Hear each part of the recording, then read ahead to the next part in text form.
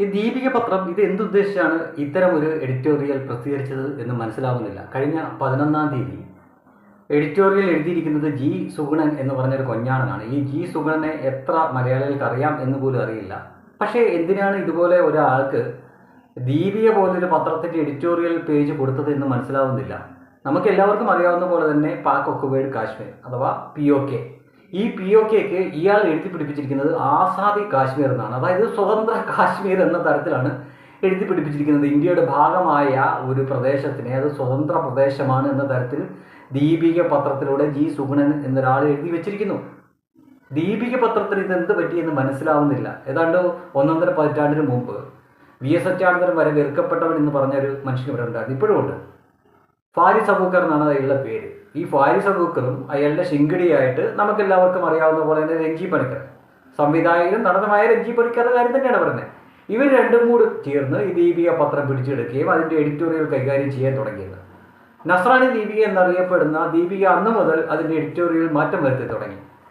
ഒരു കാര്യം പ്രത്യേകം ശ്രദ്ധിക്കണം, ഇൻ്റർനെറ്റിലൊക്കെ ഈ മുഖ്യധാര മാധ്യമങ്ങളുടെ അപ്ഡേഷനും മറ്റുമൊക്കെ വന്നുകൊണ്ടിരുന്ന ആ തുടക്ക സമയത്ത് ഏറ്റവും ഫാസ്റ്റിൽ അപ്ഡേഷൻ കൊടുത്തുകൊണ്ടിരുന്ന ഒരു പത്രമാണ് ദീപിക പത്രം. മറ്റെല്ലാ പത്രങ്ങളെക്കാളും മുമ്പ് തന്നെ ആ കത്തി നിന്ന സമയത്ത് തന്നെയാണ് ഇവർ ഈ ദീപിക പത്രം പിടിച്ചെടുക്കുന്നത്. പിന്നീട് ഒരുപാട് കഷ്ടപ്പെട്ടിട്ടാണ് അവർക്ക് ഇത് ഈ ഫാരിസ് അബൂക്കറുടെ കയ്യിൽ നിന്ന് ഇത് തിരിച്ച് കിട്ടിയത്. പക്ഷേ അപ്പോഴേക്കും അവരുടെ സ്ഥിരമായിട്ടുള്ള വായനക്കാരായിട്ടുള്ള നസ്രാണികളിൽ നല്ലൊരു ശതമാനം ആളുകളും ഇതിൻ്റെ എഡിറ്റോറിയൽ പോളിസി ചേഞ്ച് ആയത് മനസ്സിലാക്കി ഈ പത്രത്തിൽ നിന്ന് വിട്ടുപോവുകയുണ്ടായി. പിന്നീട് വളരെ കഷ്ടപ്പെട്ട് മുൻനിരയിൽ നിന്നിരുന്ന പത്രം വളരെ പിന്നിലേക്ക് പോയി അവിടെ നിന്ന് എങ്ങനെയും പിടിച്ചു കയറി വന്നുകൊണ്ടിരിക്കുന്ന പത്രമാണ് ദീപിക പത്രം. അപ്പോഴാണ് ഒരു ഇലക്ഷൻ സമയത്ത് പാക് ഒക്കുപൈഡ് കാശ്മീരിനെ ആസാദി കാശ്മീർ എന്ന് വിശേഷിപ്പിക്കുന്നത് ഒരുത്തൻ. അയാൾ അത് സ്ഥാപിച്ചു വെക്കുകയാണ്. യഥാർത്ഥത്തിൽ അതാണ്, പക്ഷേ സർക്കാരാണ് അതിൻ്റെ പേര് പാക് ഒക്കുപൈഡ്, ഇന്ത്യൻ സർക്കാരാണ് പാക് ഒക്കുപൈഡ് കാശ്മീർ എന്ന് മാറ്റിയത്. യഥാർത്ഥത്തിൽ അത് ആസാദി കാശ്മീരാണെന്ന് എഴുതി വെച്ചിരിക്കുക. അങ്ങേയറ്റം 100% രാജ്യവിരുദ്ധമായിട്ടുള്ള രാജ്യദ്രോഹപരമായിട്ടുള്ള ഒരു പരാമർശം.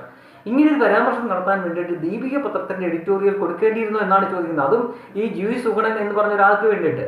അപ്പോൾ ചുരുക്കി പറഞ്ഞു കഴിഞ്ഞാൽ പണി വരുന്നുണ്ട് അവറാച്ച എന്നൊരു സിനിമയിൽ ഭഗത് വാസൽ പറയുന്ന പോലെ ഒരു കാര്യമാണ് ഈ ചെയ്തു വെച്ചിരിക്കുന്ന ദീപിക. ഒരുപക്ഷെ ഇലക്ഷൻ സമയമായതിനാൽ ആ പത്രത്തിനെതിരെ നടപടിയൊന്നും ഉണ്ടാവണമെന്നില്ല.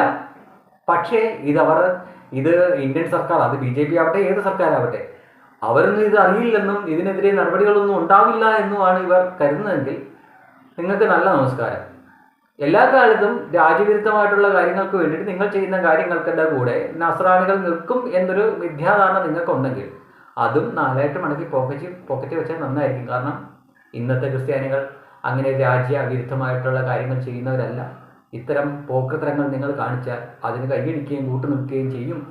നസ്രാണികൾ എന്നും നിങ്ങൾ തെറ്റിദ്ധരിച്ചിട്ടുണ്ടെങ്കിൽ ജി സുഗുണൻ എന്ന പൊഞ്ഞാണന് വേണ്ടി ദീപിക പത്രം അതിൻ്റെ കുഴി തോണ്ടുകയായിരുന്നു എന്ന് മാത്രമേ തൽക്കാലം പറയുന്നുള്ളൂ.